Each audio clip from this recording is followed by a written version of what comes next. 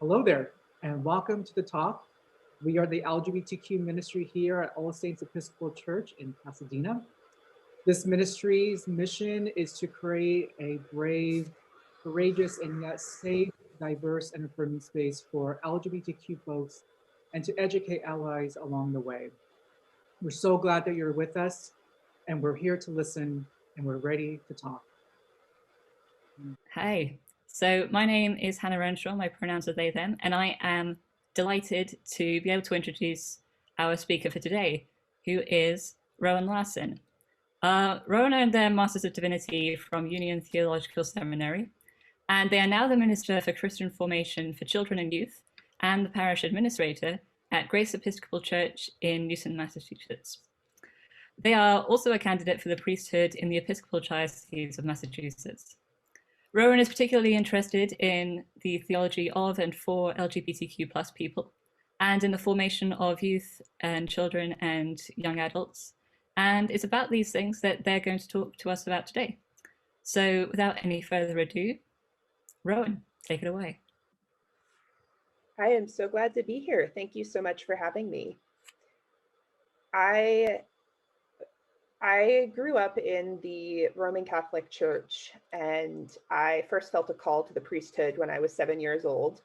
I was an altar server, and one day I marched off of the altar after a service with my hands on my little hips in my little white alb and walked up to my mother and told her that I was going to be a priest. Not that I wanted to be a priest, but that I was going to be a priest because I could do better than that guy.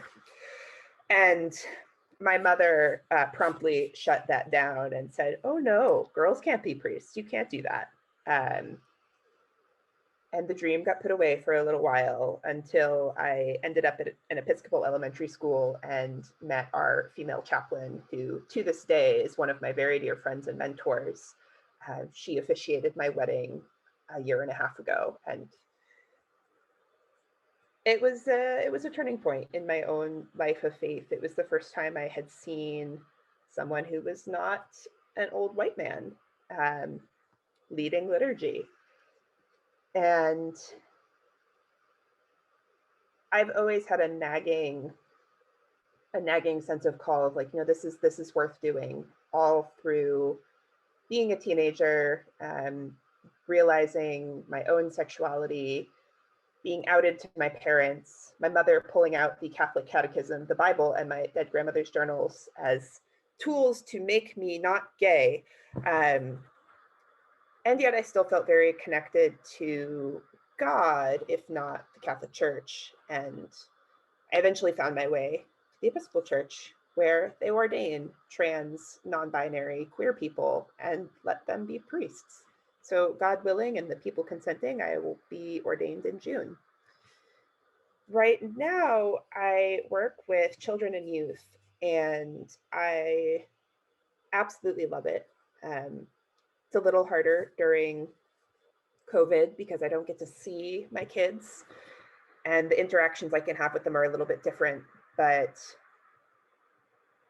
I think it's so important for children to have a web of adults in their lives who love them and who want to support them and help them grow into themselves, into their place in the world, into their faith. And it's really an honor to be able to walk with the children and youth I work with in that capacity. I try very hard to make sure that none of the kids I work with will ever have the experience that I did growing up of, wondering if this week the sermon was going to be about how I personally, as a queer person, would be going to hell. Just casually thrown in there, as it was a few times a year in the church I grew up in. I really don't want that for my kids. I want them to know of a love that's much more expansive, and of a God whose love for us is not punitive and doesn't have to be earned through behavior. I want them to know that the way that they are made in every aspect of who they are is perfect, is known by God, and that they're loved by God no matter what. And I think that my queerness plays a really big role in that. A lot of my experiences growing up in faith were not always positive, but I was able to hold on to the idea of a loving God in spite of the contradictory things that adults were telling me. Um, the created world and everything in it was the way that God spoke to me when I was a teenager, when organized religion wasn't quite cutting it in terms of what I had access to. And when I got to college and was able to choose a church for myself, which was a novel concept, I, found very quickly that queerness was celebrated in a different way. I mean, it helps that I went to college in New York City, where there are a lot of Episcopal churches. I went to the Sunday congregation of the Cathedral of St. John the Divine for a while because it was, a couple blocks away from my dorm and I could. But the campus ministry there is where I really came into my own as a human being and as a queer person and as a person of faith. And I owe a great debt to my college chaplain. One of the things I've been working on this year is a project funded by a grant from the United Thank Offering to write a digital children's picture book about how all children, especially trans, non-binary, and gender non-conforming children, are made in the image of God and are loved exactly the way they are, and that God has always known them to be who they are, even if they haven't known themselves. That the way the psalmist talks about how God knows who we are from when we're in our mother's womb, that includes the parts of ourselves that we don't even know yet, that we're still made in the image of God, and that's a beautiful and holy thing.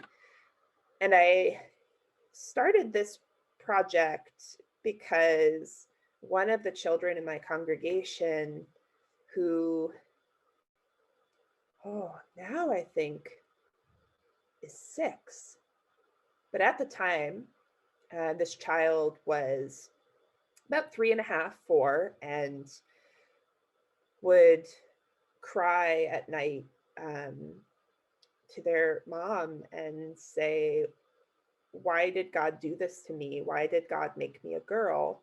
This isn't right." And, as a 4-year-old was like very aware, as many young children are, of their gender identity. And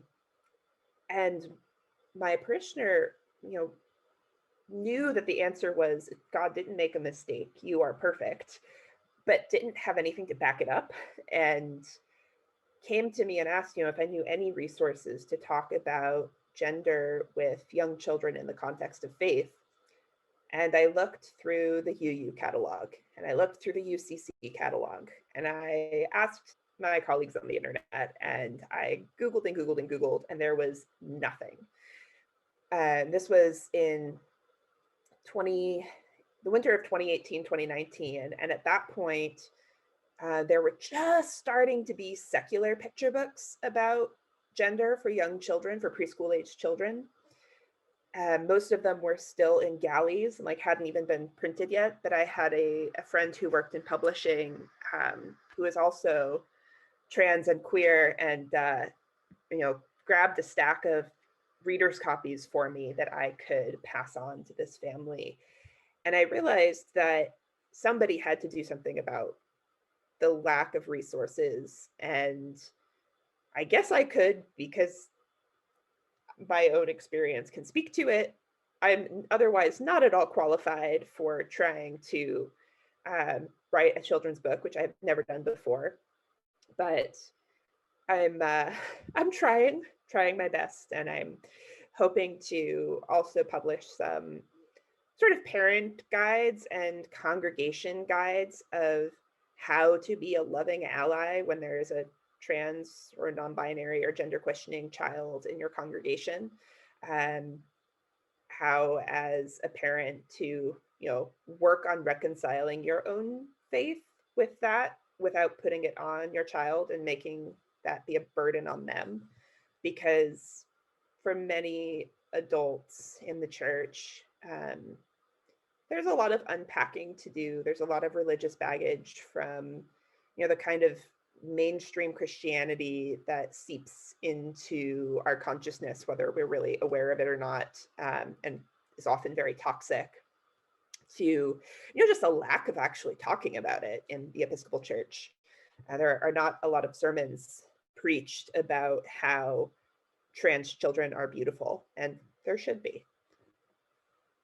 So that's kind of a nutshell version of what is going through my head at any given time. I spend a lot of time thinking about queerness and faith, and I don't think my own life of faith would be nearly as deep as it is without my queerness.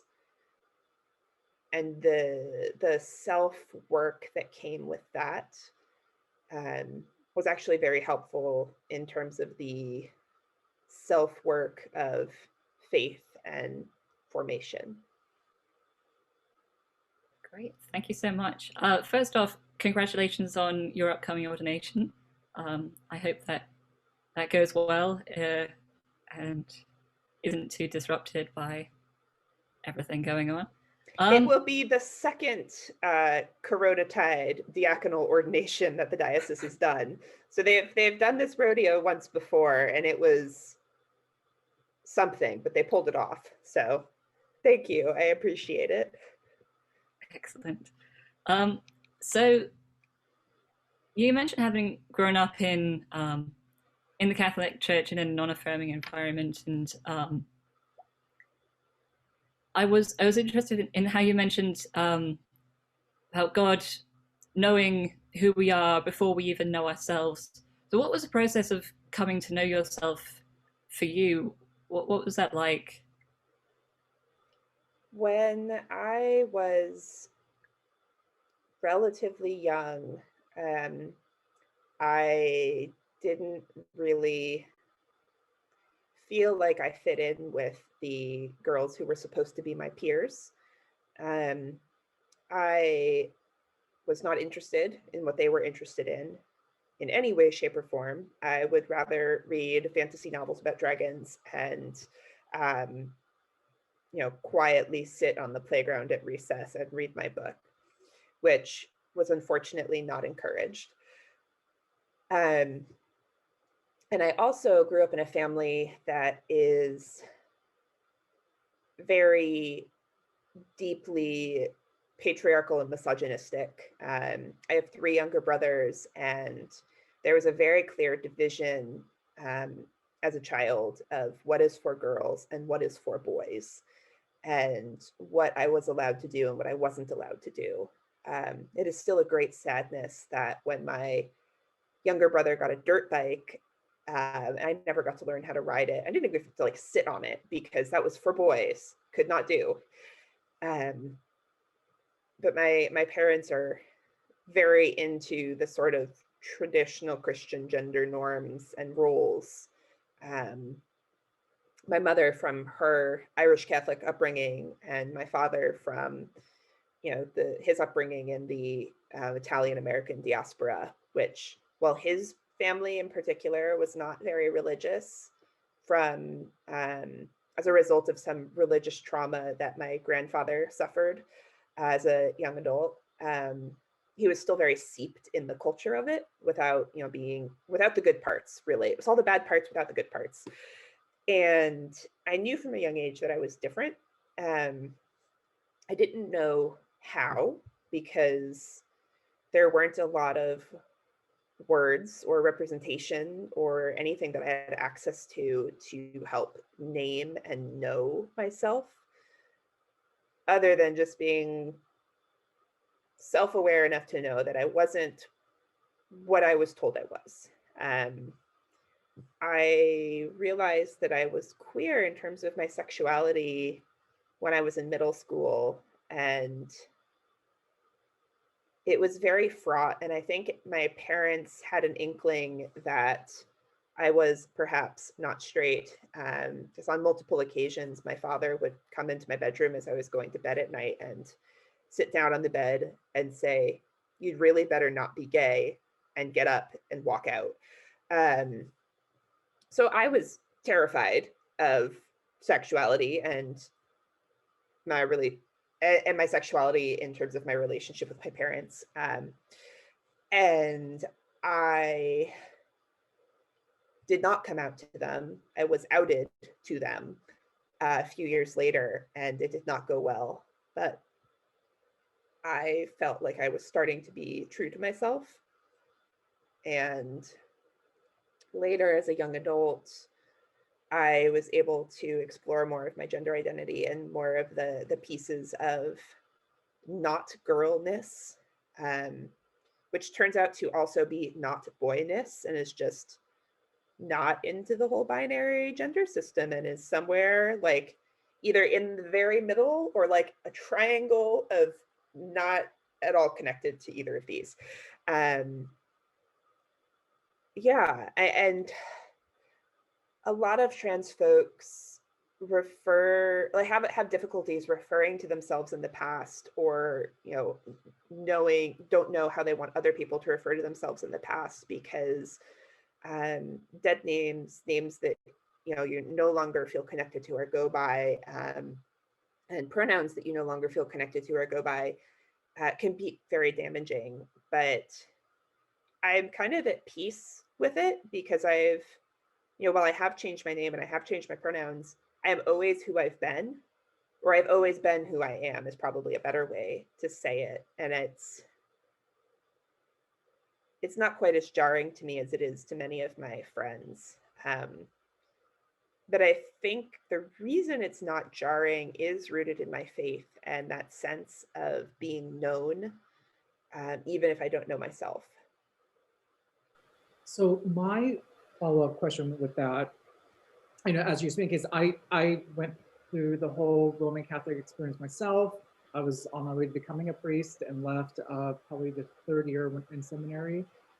And for the obvious reason, like, my queer identity is obviously not going to work here. And I was really convinced that I could either live that split life of just like, not, this is just me and I just will keep it to myself, or convince, almost like the priesthood in the Catholic Church, that I will be able to get by or through this, and knowing the realities that I was being harmed along the way.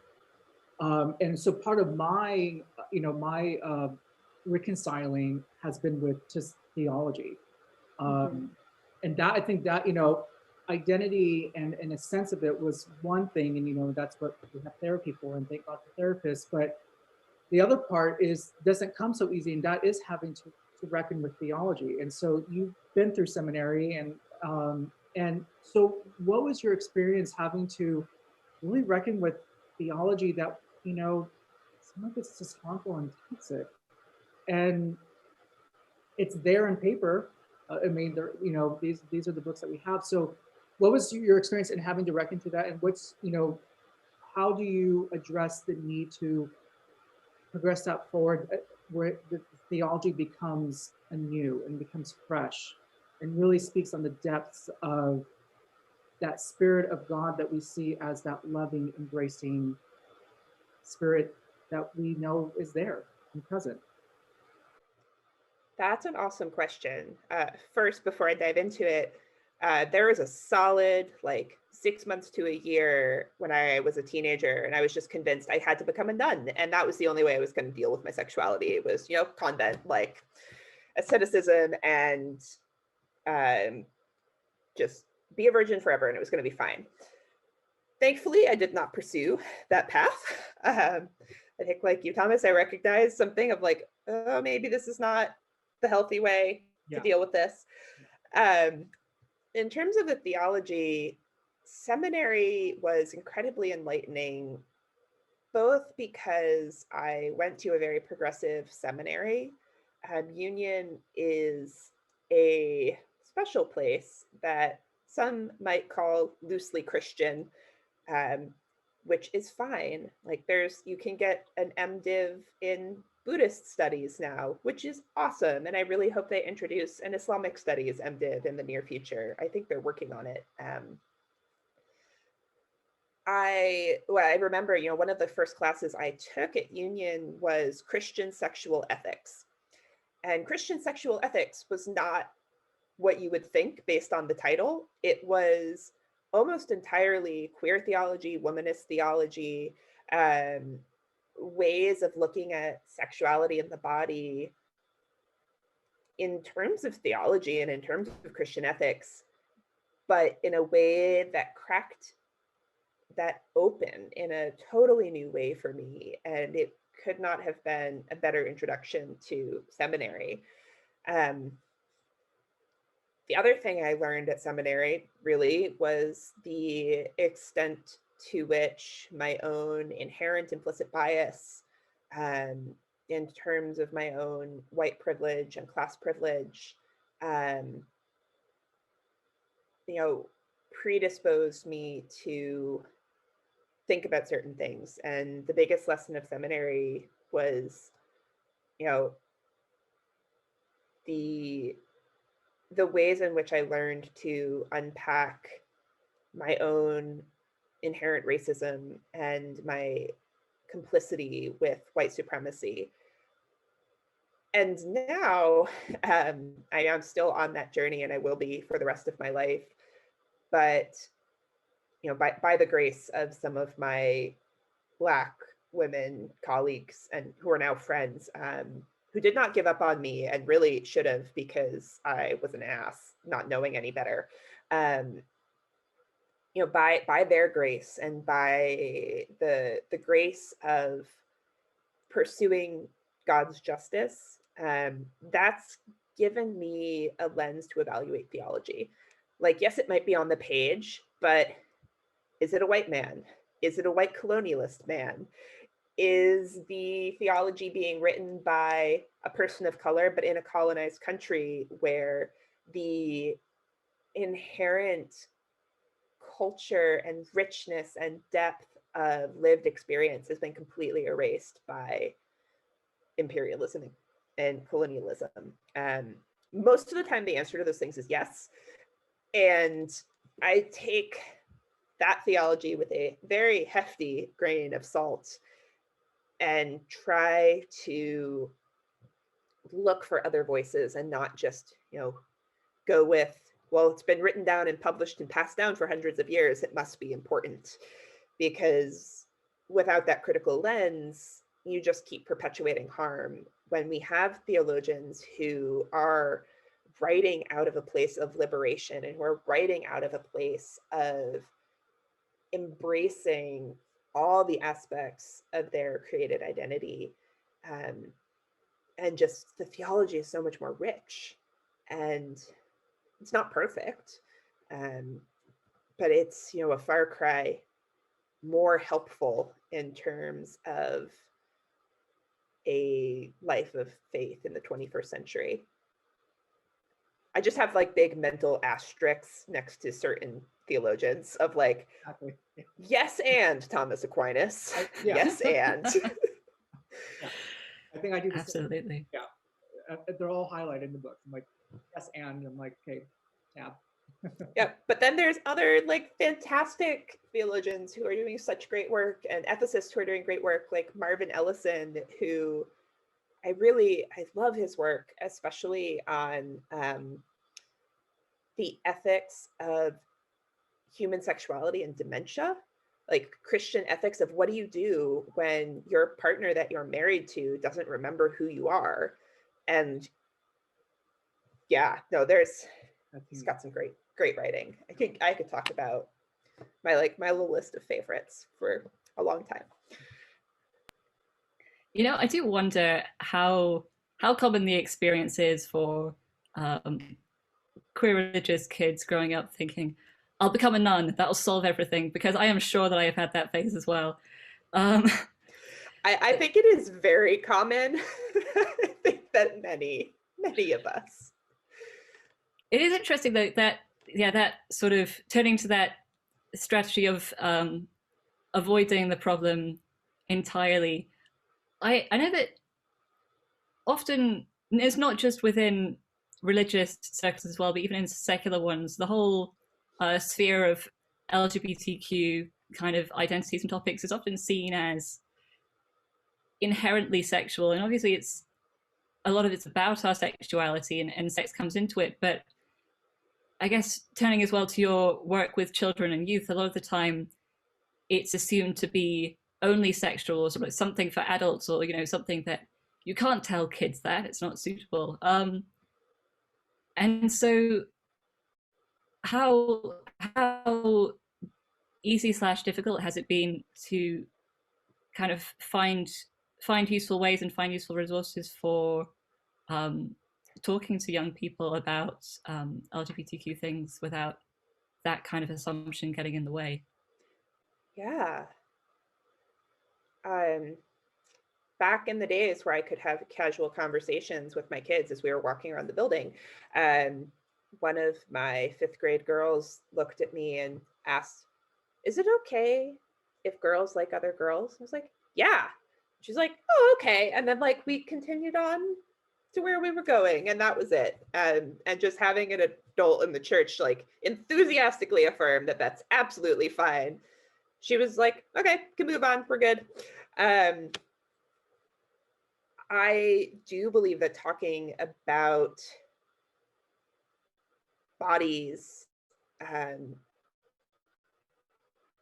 is not something that we can completely cut kids off from. I think a lot of harm is done by leading children to believe that bodies are icky and there are adult things that happen to them that they don't need to worry about it. I just think that does so much harm, because children are like sponges. They pick up everything that's around them. From my classmate has 2 dads, what does that mean? To the way that they think babies are made, which is often naively hilarious. I used to nanny for a young child who was convinced that his younger cousin was being born because he put the baby in through the mom's belly button, and that was how it's going to happen. It was his responsibility, and if he had it to put the baby in the belly button, like there'd be no baby. If we don't talk to kids honestly about these things, they will come up with their own conclusions, and those conclusions can also be really harmful, because it all comes back to white supremacy. The dominant secular culture is of shame, of guilt, of bodies being dirty, and things that we're trying to overcome and not have to be, we're trying to not be embodied. And I mean, that in itself is harmful for everybody, but especially for children, because they are so embodied. Everything for them is about, what does it feel like when I fall down on the playground? What does it feel like to ride my bike and go really fast down the hill? This ice cream is really sweet, and it's like they fully experience things in a way that adults have kind of forgotten how to, or been trained out of by culture. And thankfully, there are some resources for talking to children. The Our Whole Lives curriculum from the Unitarian Universalist is fantastic. I have my new favorite children's book that like makes me weep. It's called A Church for All, and it's about the Glide Memorial Church in San Francisco, that the author found and experienced and like completely changed the author's relationship with religion. And it's just this really sweet book about like, here are all of the people, and they're all different, and they're all wonderful, and they're all here together. And like, it has queer people and trans people and disabled people and old people and young people and like, it makes me want to weep because it is like the picture book version of the dream I have for the church. Like tearing up about it. It's like, and it's a picture book. My great sadness is that I acquired it a few months ago, and I haven't been able to share it with my kids yet because I know that they're going to love it. And the illustrations are beautiful. It's A Church for All by Gail E. Pittman. I highly recommend it, even for grown-ups, because like my cold hardened heart was melted by just seeing a vision of the church that is truly welcoming and is created for us and not just accommodating to us as queer people. Yeah. And the priest is Black, and it's great. Like, I love everything about this book. I can't even. Yeah, so that there thankfully are some resources for talking about bodies and about sexuality in a way that children can understand. But most of the time, just being honest and open and willing to answer questions without doing the sort of adult, I'm going to dance around this and not actually answer your question move that, I mean, I live in New England. The Puritans had that move down pat, and we haven't really escaped it yet in the 21st century, but maybe one day we will honestly answer questions. I'm really heartened by the resources that are being created and distributed now. I think,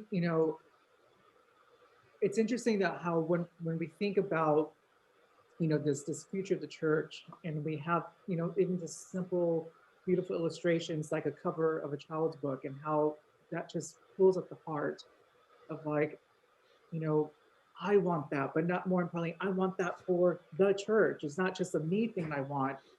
So, which then I know segues to my question is that, this is, obviously an Episcopal platform. And so, and one of the goals that we have, I think, for the talk and what we're trying to do here at All Saints with the LGBTQ ministry is pulling together, folks who have ministry, in our wider church. And I think often what happens is that,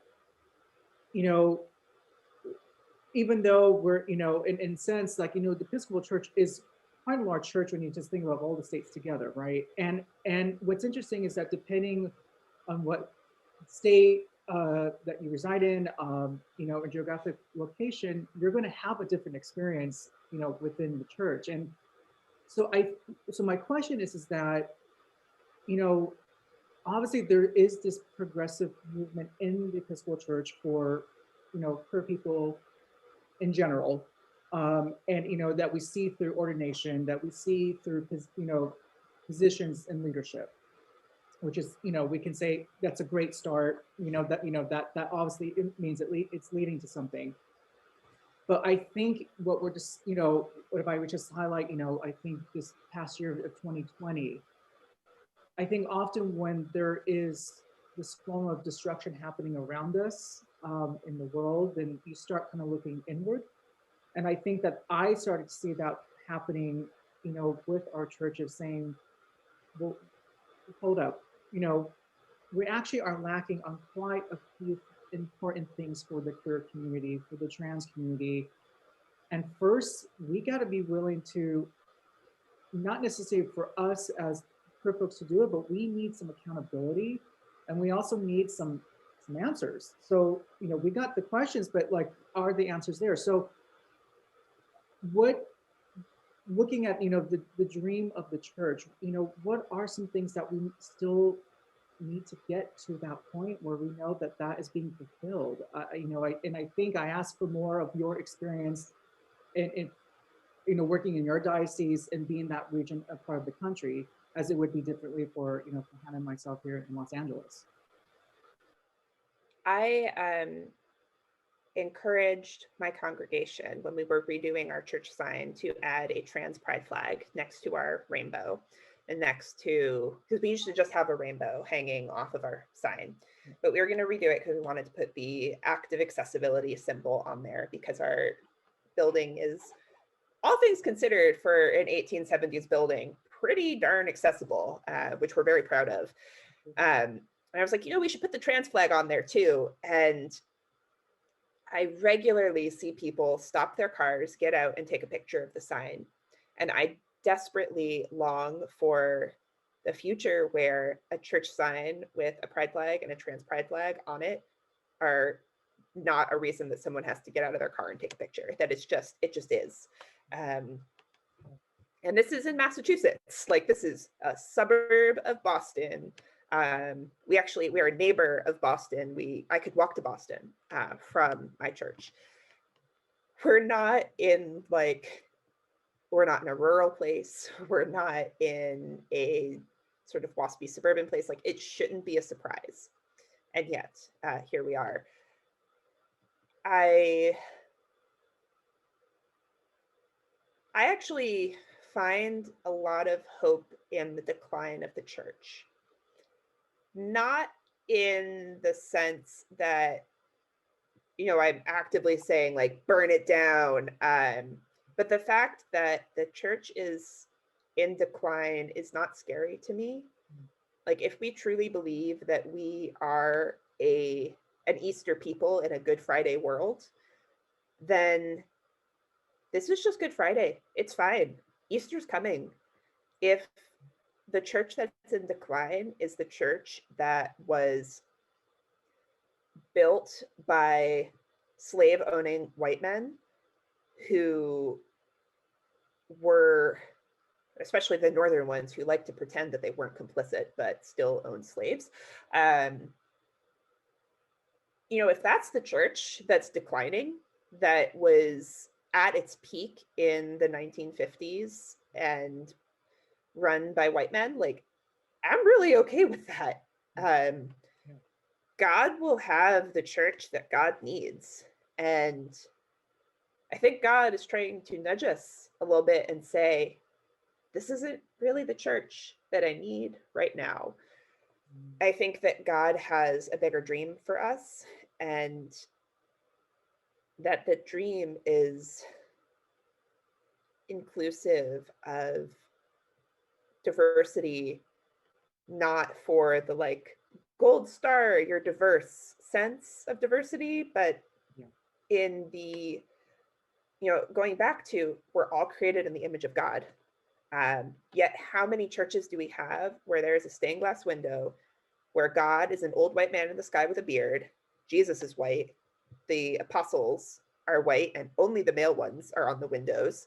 That's probably at least 3/4 of the churches in this country. And that is just denying so much of God and of the fullness of humanity and creation, and who this world was created for, because it's for everybody. So, my hope is that what is being reborn, what is being built right now, and there is some amazing building going on across the country. I think that's what's being built right now, is the hope that kind of follows your question, Thomas, that I know churches in rural Arkansas who are, more welcoming, doing more work to dismantle their own racism and be bringers of the kingdom, in places that, one would not expect. But they're there, like, there are these little pockets, and the pockets are growing, and the leadership that we have, especially as it skews younger and less white and queerer, I think it's just bringing us to what hopefully will be a beautiful place. We're not there yet, but I have a lot of hope. Yeah. And building on that idea of kind of keeping that momentum up, I guess, and bringing that new vision of the church in, it can be quite easy for even kind of progressive communities to rest on their laurels a bit, say, oh yeah, we are welcoming, look at all these gay people, while, say, not necessarily understanding their trans population, or even their non-binary population. Even very welcoming and affirming communities can still struggle a lot with the minorities within the minorities. How have you found ways of just sort of keeping up that momentum and keeping that learning going, so that there isn't just a sort of a sense of, oh well, we're good enough now, right? Honestly, it's the children. I have 5-year-olds correcting adults on my pronouns. They're like, Rowan uses they, mama. And like they are sassy. But they have a clearer vision of justice that hasn't been clouded yet. Like they haven't been disillusioned. And the kids and the children and youth are the ones who are going to keep pushing us forward. Because they don't think we've done enough. So even if, in my congregation, our adult discussion group, and the wider church actually has done a lot of work around dismantling racism and becoming anti-racist. And while we still have some parishioners who, when they think no one is listening, go, oh, another book group on a book about racism. I thought we were done with that. Most of the people in the church are not here to listen to that anymore. And I love my congregation for that. My congregation still has work to do, but I was really lucky in that one of my parishioners is a surgeon, a urologist, who has done a lot of advocacy work for gender affirming surgeries for assigned male trans people. And she is a jury expert in insurance trials, has done a ton of work in educating the congregation about trans people. And if not for Yvonne's work prior to my arrival, or applying for my position, I wouldn't have gotten the job. And even then, I still had to have an extra interview to talk about how being non-binary was going to affect my job. The answer that you probably know is it isn't. It has nothing to do with how I'm going to do my job. But, there has to be some hand-holding and reassurance that, yes, this is new and it's going to be fine. I'm, patient and understanding, and I know that people are not going to be perfect right away, and that's okay. And I'm, I have grace. I have grace for them. It's difficult to have that grace and patience at times. But they're trying. And I would say that about 80% of the parish gets my pronouns right at this point, which is pretty good for your average Episcopal church. But the kids have been such a help. They push it forward. My youth group this summer joined an online racial justice organizing camp, and they met with a local legislator and told them about how the proposed policing bill was not adequate, and told their story of what they wanted to see. And we have a fairly diverse youth group racially, and I am so proud of them. But I think that that's true throughout the church, that, the grown-ups in the church, we kind of want to rest on our laurels and be done with it. But I don't think the youth are going to let us if we bother to listen. That's the single biggest thing, is just listen. Every person from the time they are born is a full member of the church. Just because you're 4 doesn't mean you're not a member in full standing who matters. And I think that that's a mistake the church has been making for far too long, because if you actually listen to your full membership, and include children and youth in that, the wisdom is there. So that is my little soapbox of, please consider children and youth as full members of your parish for those who have never thought that way. Because it's really a surprisingly radical concept to some people. And I struggle with that because I've worked with children for a long time, and that just makes sense to me that you listen to them, but that is still news to people. So I know we're kind of slowly coming to an end, but one of the bigger questions I have for you is how much, if all of that we've been speaking about, it's how much of that is really shaped just by the way we hold on to that hope, and the way that we have to recognize that sometimes these milestones that we see really came that we often see we're standing on the shoulders of folks who waited years just to make one little inch move further, right? And I think that what I'm noticing is that because there was just an outlash of this old of aggressiveness that was happening, that it got enough people excited to think like, let's keep doing more and let's keep doing more. And maybe I wonder if that's not necessarily a bad thing, is to have this agenda of saying, we want to see this happening, but also facing reality of like, well, let's think about how we just got here and how long that took. So as we kind of are in this, what I would, say in this advent of hope, what are some things that can really cultivate that hope as queer people, as folks, that we still have to be patient? And I love the Tracy, of you saying that you have grace, and that sometimes is challenging when you're dealing with folks who, just plainly just don't want to accept you for being you. So what are some tools you would say that, or just ways that we can cultivate into that hope as people of faith and of queer and trans identity? I'll say first that if I didn't have that hope, I would not be a Christian. I would have walked away a long time ago. I've been in a very long ordination process.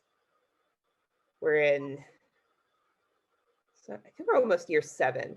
It's usually a 3-year process, but a large part of it is that I came out as non-binary and trans when I was in seminary, and that did not go over well in my starting diocese, who had never ordained a trans person, and their only experience of transness was one priest who was already in a call who transitioned 15 years ago, and they're still dealing with that. But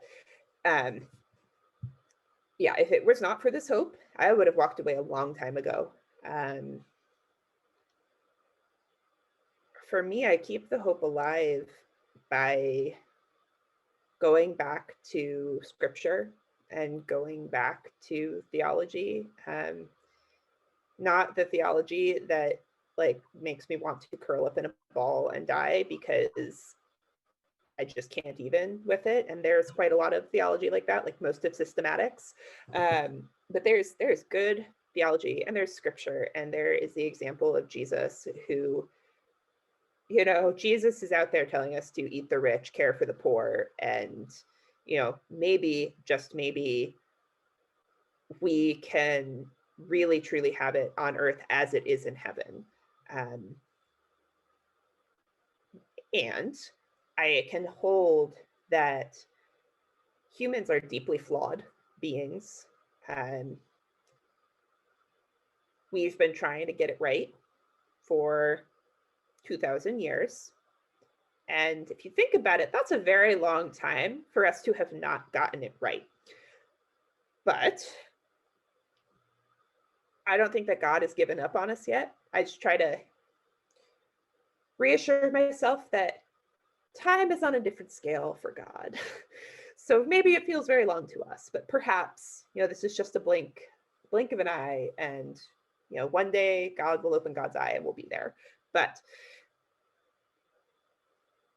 I think Christianity is a religion of hope, and Christianity without hope is very empty to me. And it is hard. It's really hard to, have a parishioner say to my face, like, I don't understand why you changed your name, but I changed my name for XY reason, and I'm a cis dude. And just be like, I really don't understand you, even though telling me you did the same thing. And to be faced with that year in and year out can be really hard. I mean, the antidote is, for me, is finding pieces of the church that were built by queer people for queer people. My extracurricular church, and I call it that because they don't pay me, is the Crossing in Boston, which is, in the words of Stephanie Spellers, who founded it, it's a community of radicals. Like, we are a band of unlikely pilgrims who are trying to figure this out together.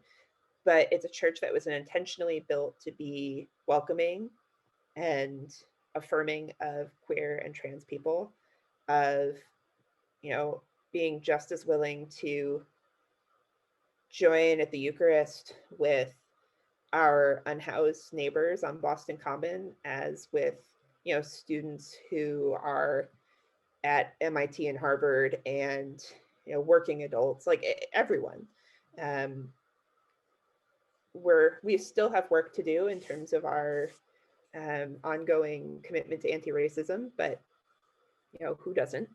And we're doing that work. But seeking out a community that I'm not the only trans person at church ever. I have never once been the only one. And it's like that in itself gives me hope that community can exist. And in like the community of the wider Episcopal Church, I am not the only non-binary trans queer youth minister that I know. I know another one. It's amazing that like that series of descriptors does not just describe me. That is hope.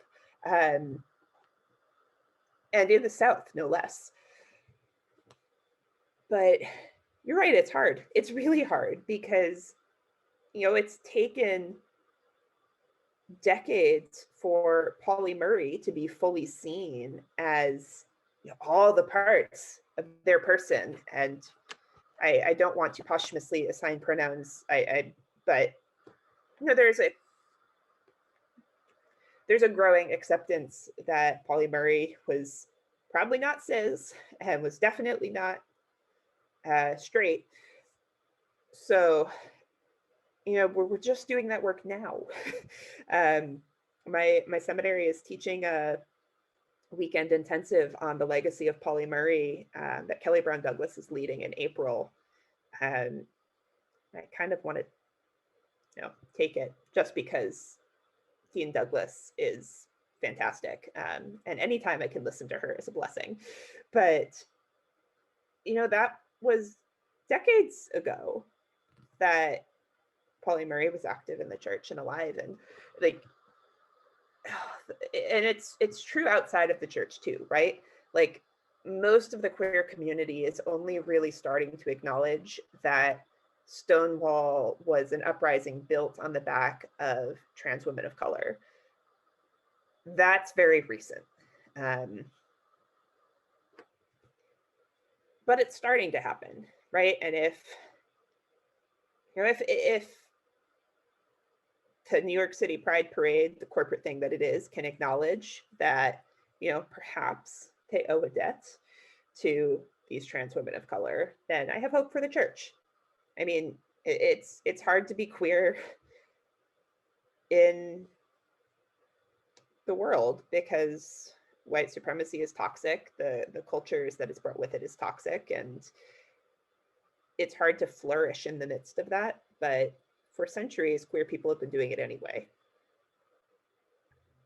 Yeah, that is definitely some hope right there. Rowan, thank you so much for your time. This has been absolutely fascinating. And before we wrap up, do you have a social media presence or a way that people can follow you or your church or what you're doing? Sure. I have a very limited social media presence. If it was not for Forma, which is an Episcopal group for mostly started by lay formation ministers, but has now expanded. So anti-clericalist and beautiful. But if it was not for Forma, I would not be on Facebook at all. But I'm on Facebook as Rowan Larson. I am on Instagram as the Seminarian Sows, though I should probably update that since I haven't been a seminarian for a number of years. But I figure until I'm ordained, it's fine. And you can find Grace Episcopal Church at gracenewton.org.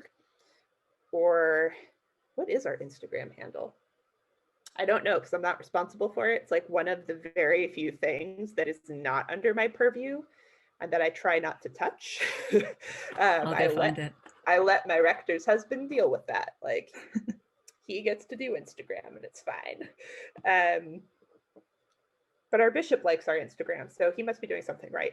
But gracenewton.org, I rebuilt the website over the summer and spent a lot of time updating it. So it's full of good information, but that's Amazing. probably the best way to track me down. Great. And yeah, finally, will you pray us out? Sure. Holy God, creator, sustainer, redeemer, parent, child, and the love that unites us all. Thank you for making us in your image. Thank you for knowing us in all of our fullness, even before we do, and loving us as we grow into ourselves. Help us as we speak up for justice, try to live in hope, and guide the church towards the future that you want for us. Be with us in the work, even when it's hard, and help us to love all of our neighbors, especially the ones we might not like. In all of your many names we pray. Amen.